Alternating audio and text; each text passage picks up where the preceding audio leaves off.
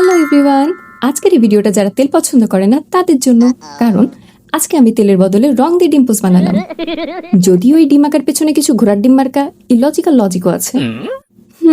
যাই হোক, আমার যতটুকু ধারণা ডিম দিয়ে দুই ধরনের মানুষের দেখা পাওয়া যায়। একদল ডিম দেখলে বেহুশ, আবার অপর দলও ডিম দেখলেই বেহুশ। তবে এই দুই বেহুশের মধ্যে পার্থক্যটা তাদের এক্সপ্রেশনেই আর কি বোঝা যায়। এবার আসি আমার ডিম আঁকার ক্ষেত্রে ইলজিক্যালি লজিকটা কি সেটার বিষয়ে। ডিম আমার একদমই পছন্দ না, কিন্তু আমার আম্মুর মতে ডিম খাই না বলেই আমার নাকি এই অবস্থা। ডিম খাওয়াতে পারলে কি যে আনন্দ পায় তা বলেই বোঝানো যায় না। আগে ছোটবেলায় তো ডিম খেতে দিলে তা না খেয়ে দৌড় দিয়ে পালাতাম। এখন ডিম খেতে দিলে তো আর দৌড় দিয়ে পালাতে পারি না, অসহায়ের মতো করে তাকিয়ে থাকি। আর ঠিক ওই মুহূর্তে আমার আম্মু খুব সুন্দর একটা ডায়লগ দেয়, হ্যাঁ হ্যাঁ তাকিয়েই থাক। না খেয়ে এর দিকে তাকিয়ে থাকতে পারলেই অনেক শান্তি লাগে, খাওয়ার তো কোনো দরকারই নাই। ঠিক তখনই ডিম না খেয়ে বকা খেতাম আর মনে মনে ভাবতাম, হ্যাঁ তাকিয়ে থাকতে হলে আমি একা কেন তাকিয়ে থাকবো, ডিমের দিকে আমার মতন যেন বাকিরাও তাকিয়ে থাকে তার একটা ব্যবস্থা করব, অপেক্ষা করো। ওরে এরপর কত যে বুদ্ধি আটলাম যে কি করা যায় কি করা যায়। আল্লাহ আল্লাহ, এই বুদ্ধিটা কেন আমার মাথায় এতদিন আসলো না। এই যে ডিম পোস্টের দিকে আমি একা তাকিয়ে থাকলে যেন আর বকা খেতে না হয়, তাই তো এত সুন্দর ক্রিয়েটিভ বুদ্ধি বের করে ফেললাম। নিয়ে ফেললাম সুন্দর একটা 5 ইঞ্চি সাইজের স্কোয়ার ক্যানভাস, কালো, সাদা, হলুদ, কমলা, বাদামি, অর্থাৎ ডিম আঁকার জন্য প্রয়োজনীয় অ্যাক্রিলিক কালার। আর তুলে হাতে নিয়ে বসে পড়লাম। আর রিয়েলিস্টিক লুক দিতে বেছে নিলাম কালো রঙের ব্যাকগ্রাউন্ড।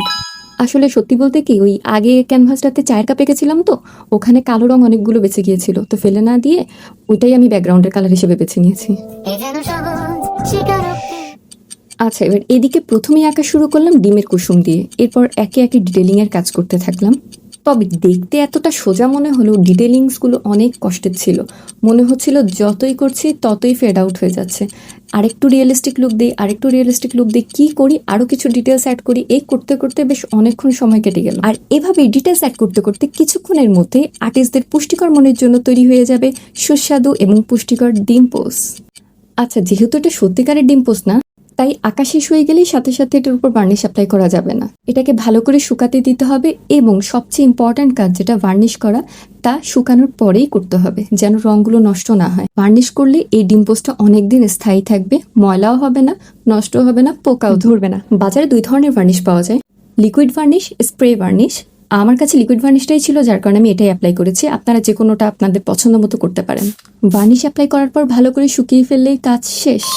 কেমন লাগলো আমার এই পুষ্টিকর সুস্বাদু ডিম পোস্ট? জানি আমার মতো আরো অনেকেরই এরকম ডিম খাওয়া নিয়ে হিমশিম খেতে হয়। ডিম খাওয়া নিয়ে কাহিনী করা এরকম পাবলিকদেরকে এখনই কমেন্টে মেনশন দিয়ে দিন অথবা শেয়ার দিয়ে জানিয়ে দিন। আর আজকের এই ভিডিওটা কেমন লাগলো জানাতে ভুলে গেলে তা কিন্তু একেবারেই চলবে না। আল্লাহ আল্লাহ, ভিডিও দেখা হলো কিন্তু এখনো আমার চ্যানেলটাকে সাবস্ক্রাইব করাই হলো না, তা কি হয়?